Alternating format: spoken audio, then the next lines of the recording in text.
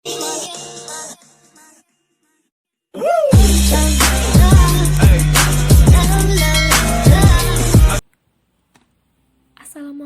warahmatullahi wabarakatuh. Saya Nesa Ridiatayamila dari Program Studi Sarjana Terapan Teknologi Laboratorium Medis jurusan Analisis Kesehatan Poltekkes Kemenkes Jambi akan menjelaskan dasar ontologis, epistemologis, dan aksiologis Pancasila dengan dosen Bapak Alparino Bindra Eskom MPD. Membahas Pancasila sebagai filsafat berarti mengungkapkan konsep-konsep kebenaran Pancasila yang bukan saja ditunjuk pada bangsa Indonesia, melainkan juga bagi manusia pada umumnya. Wawasan filsafat meliputi bidang atau aspek penyelidikan.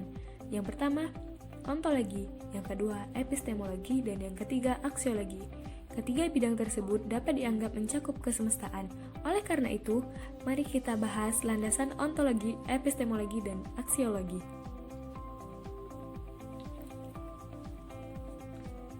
Yang pertama, landasan ontologi Pancasila.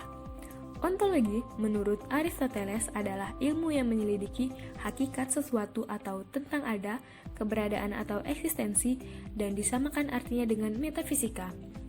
Pancasila yang terdiri atas 5 sila, setiap sila bukanlah merupakan asas yang berdiri sendiri-sendiri, melainkan memiliki satu kesatuan dasar ontologis.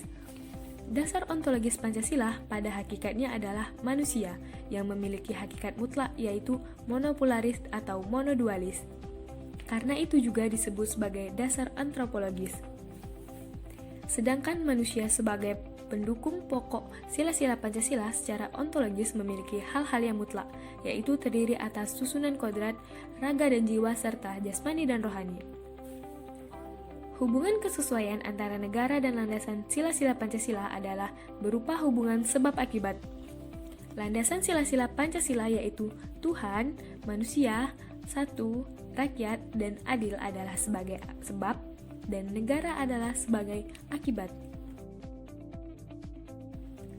Yang kedua, landasan epistemologis Pancasila. Epistemologi adalah cabang filsafat yang menyelidiki asal, syarat, susunan, metode, dan validitas ilmu pengetahuan.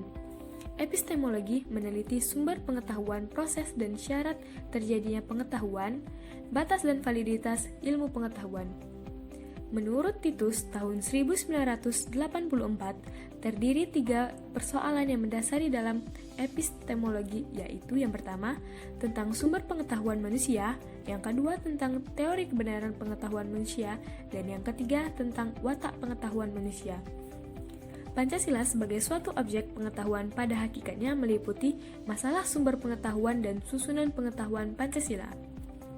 Tentang sumber pengetahuan Pancasila, sebagaimana telah dipahami bersama adalah nilai-nilai yang ada pada bangsa Indonesia sendiri. Nilai-nilai tersebut merupakan kausal materialis Pancasila.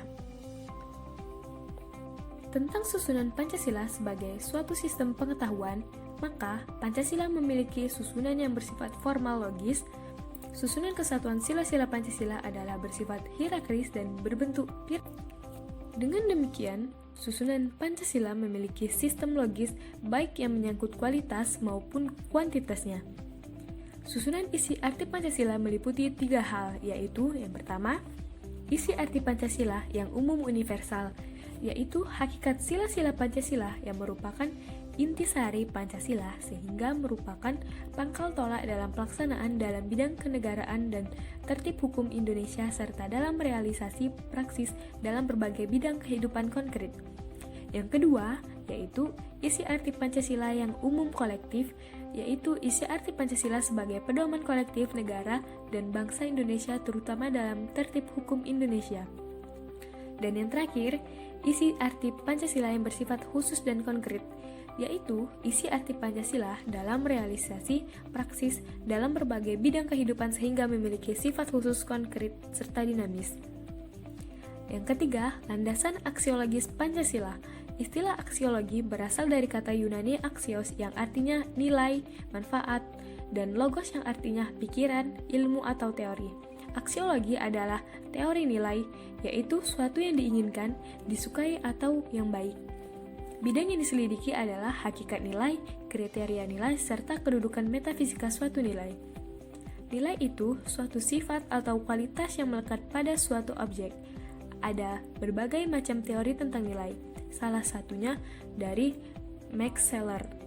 Max Scheler mengemukakan bahwa nilai ada tingkatannya dan dapat dikelompokkan menjadi 4 tingkatan, yaitu yang pertama, nilai-nilai kenikmatan, nilai yang mengenakan dan nilai yang tidak mengenakan, yang menyebabkan orang senang atau menderita, dan yang kedua, nilai-nilai kehidupan.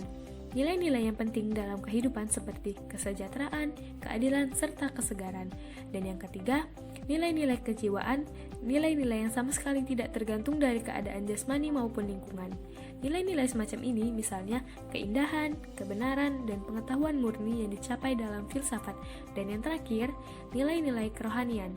Dalam tingkatan ini terdapat moralitas, nilai yang suci dan tidak suci. Terima kasih.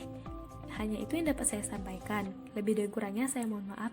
Wassalamualaikum warahmatullahi wabarakatuh.